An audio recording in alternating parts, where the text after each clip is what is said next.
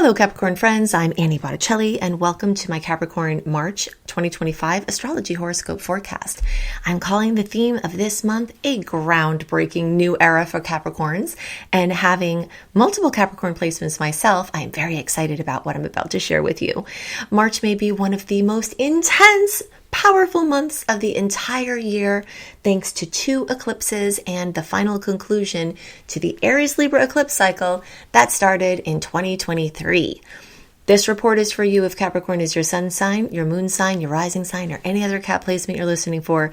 What I'm going to talk about here is part of your astrological picture, and very late degree Cap friends, like birthdays January 15th through the rest of the sign, or 23 degree Cap placements through the rest of the sign.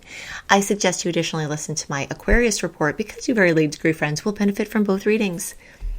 All right, let's just get right into it. I'm going to get to focus very much just on Cappy stuff in this report because I'm now doing weekly reports and new moon and full moon reports.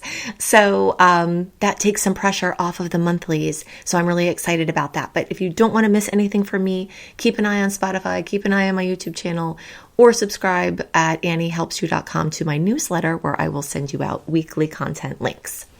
Okay, so first thing to know is that this is a month full of water, emotion, firmwares, connections, abstract thinking, intuition, creativity, quiet personal reflection, thanks to Ceres, the Sun, Saturn, Mercury transiting North Node, and still Neptune in Pisces.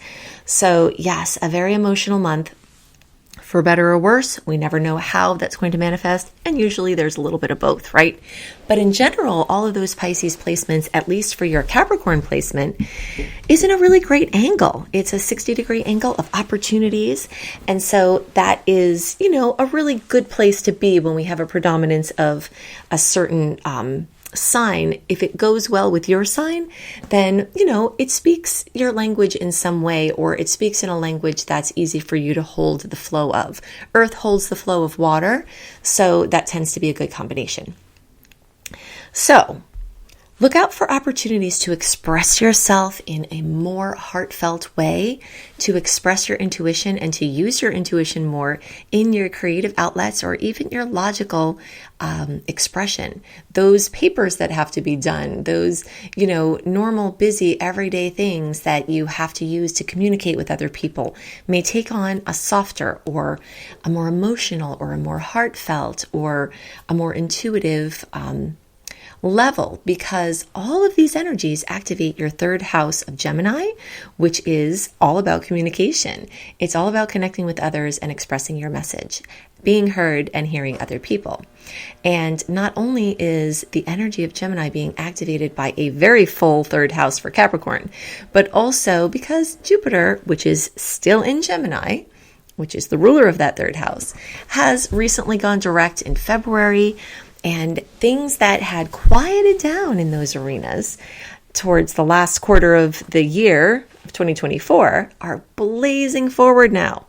So you'll see a lot of things involving your communication projects, even travel and busy travel that's local travel, far travel, writing projects, speaking projects, things involving your relatives, a lot of things just really moving forward, because your 3rd house relates to relatives that aren't your parents or kids, but because Mars also just recently, a week before March here, went direct finally, and there's a similar timeline when Mars went to sleep in the last quarter of last year, and Jupiter went to sleep close to that time. So there is this storyline of this big double wake up.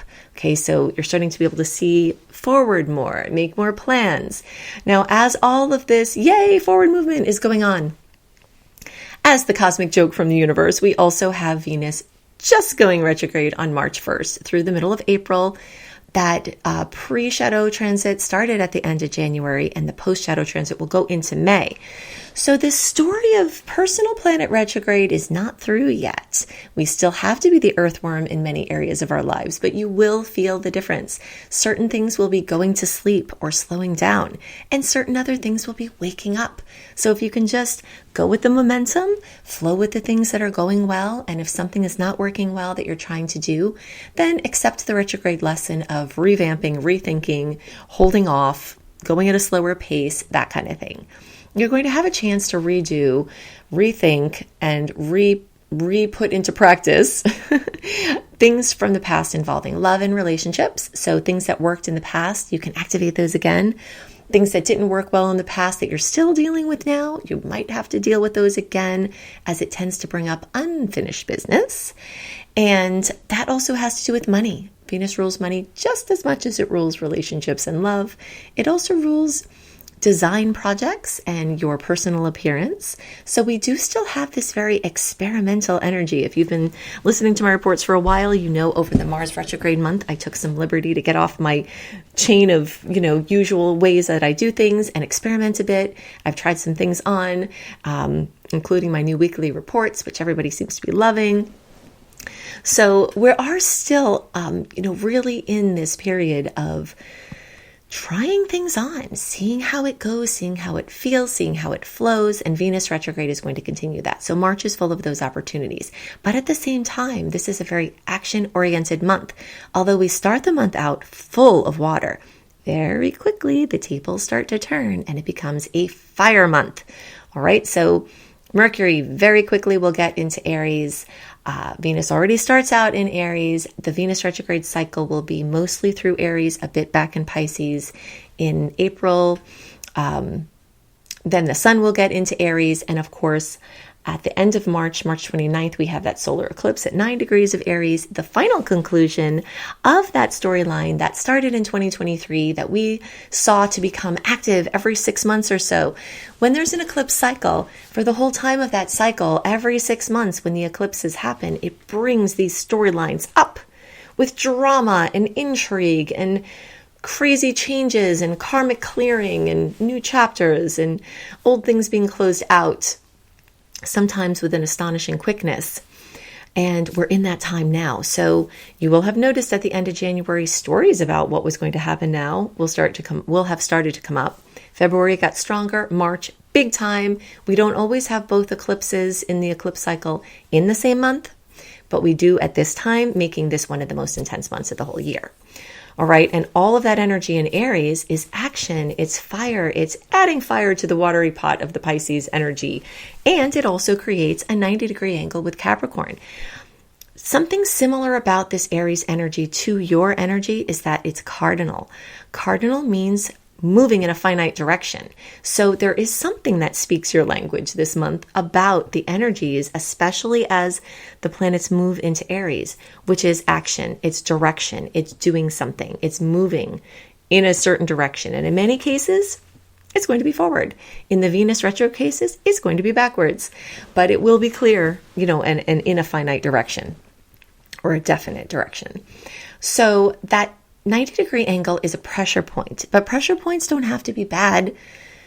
They're just pressure, and it takes pressure to create a diamond. It takes pressure to have progress. And so, Cappies are already 150% overburdened at all times anyway. I know this. I have a lot of Cappy placements, and I get this. So don't be scared when you hear this. This could crack out some of your burden. The heaviness can finally crack and then it can be released. But you may have to let go of some things. You may have to let yourself be cracked out of the matrix that you've gotten into of being overburdened and doing things a certain way that's bogging you down. And that's back to my idea for experimenting. Okay, so you can use this time and use these pressures, possibly just because you absolutely can't take any more and you absolutely have no option. Sometimes the universe has to get us to that point. Specifically, Cappies sometimes have to get to that point because we are like zombies, walking with our arms hanging off and our eyes falling out and still getting the job done. This is the visual I always have of myself. If you've ever watched, there's an anime show called Black Clover, and Asta is a character, and somebody close to me who is familiar with the show has named me Asta because he says, "I'm not done yet." He has no magic in a world of people with magic, and yet he becomes pretty much the most powerful person in all of it. And I'm not saying that Cappies don't have magic, because we certainly do. But one of our big gifts and our superpowers is that we keep going. So these Aries energies may make you have a break in that where you can't keep going the same way you were, but you keep going in a different direction. So I'm excited about those potentials for us. I'm excited about us breaking free. This is definitely a groundbreaking era for us, very partly because of this, or actually not very partly, very much because of what I'm talking about here. And also because all of these energies being at this 90-degree angle are bringing something very, very new, very, very different, very strange, in some cases, very not welcome, in some cases, exciting, in some cases, a total stressful bummer to our home and family and housing sector. Something is changing in the way that you do home, family, and your rhythms.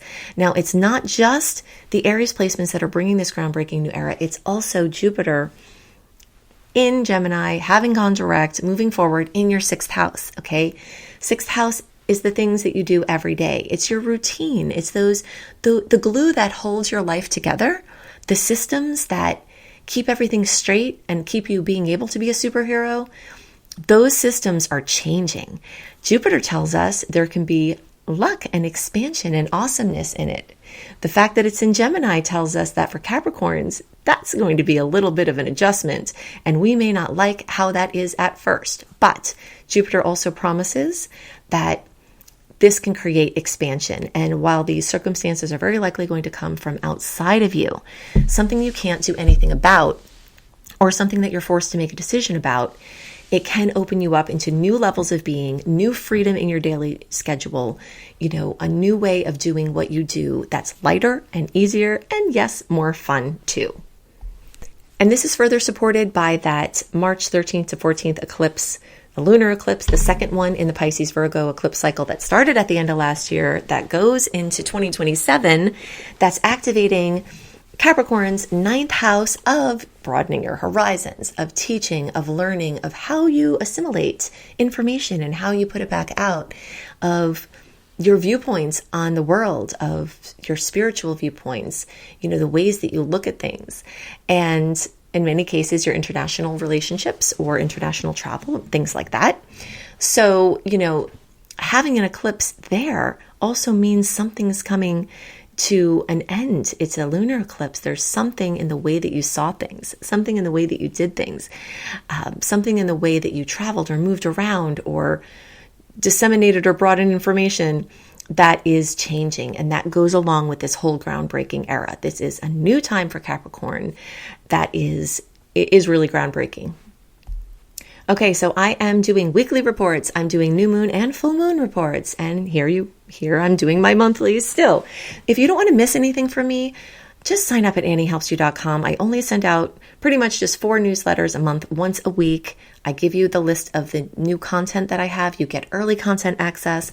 And that's really the only way I know for you to not miss something that I post, because I know many of you are not, because I have 150,000 subscribers on YouTube, and I know that 150,000 of you are not watching each of the videos. So, you're not seeing the things that I'm posting. So if you don't want to miss anything from me, go to annie.com and sign up to get my eclipse resource page, which will show you more about the eclipses for all of your placements, and my eclipse resource page. You can also search organically for Annie Botticelli Venus retrograde. My Venus retrograde video on YouTube, I think, is still my most watched video ever. And my little while longer, I have an epic set of promos where you get $1,400 worth of free stuff when you sign up for my astrology mastery course, which is less than that. So you can check all that out at beastropro.com, beastropro.com. I hope you have a wonderful month, and I'll see you next month. I'll see you next week. I'll see you this week. I'll see you in the new moon and full moon for those reports. Bye for now.